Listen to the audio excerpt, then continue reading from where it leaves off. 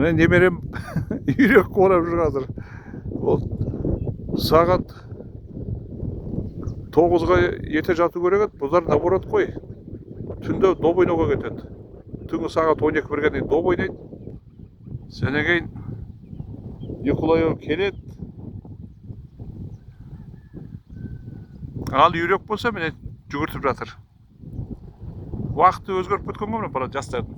Қазір бәрі солай ғой. Бірақ міне үйрекпен қар жақсы болды. Ерте тұрғызып аламыз сағат 5-тен.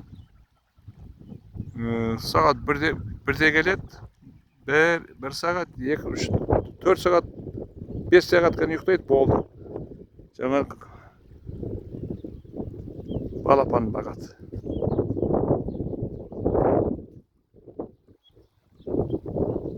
Міне қарағызшы міне, аңдып. Қалай сезгіші надар. Балапан қалай келді, үйректің балапаны қаптап келе бастады. Мұнадар сондай скоростный екен, нападение жасағанда истребитель сияқты тұр. Адам үлгермей қалады.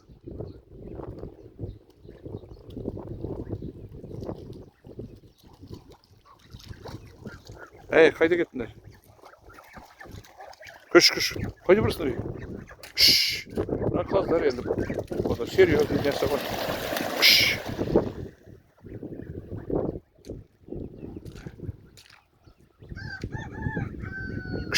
Күш. Құрметті ағайындар. Міне баладарыңызды, немерелеріңізді ерте тұрғызып, осыны жұмысқа салып қою керек. Қазір недоволен болып жүр. Мен айтам ғой, 7 сағат 9-да неге жатпайсың? Жата алмаймын деп қояды. Бірақ ерте тұрады бәрібір. Үйрек дұрыс болды, тоқтамайды екен, су сияқты. Жыбырлап, су сияқты аға береді әшін, су жүгеді. Бірақ жүгіріп жүгірек, жорғаты сияқты. Артынан. Көрдіңіздер ғой, мен үйректі қалай. Әшін тоқтамайды ғой.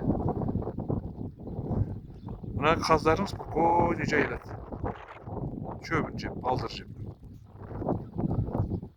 Мына үшін балық қойып керек қойдым. Асма деген балық, пискаря бір, шабақ қойып керек қойдым. Соны жеп өмір сүреді. Сол құрметті ағайын. Құс асыраңыздар, үйрек, қаз асыраңыздар. Керемет тұрады. Ұйықтатпай тұрғы жібереді, любой адамды, таң атпай.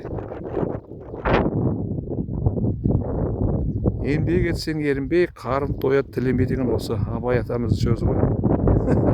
Немерелерге кішкене үйретіп жатырмын да.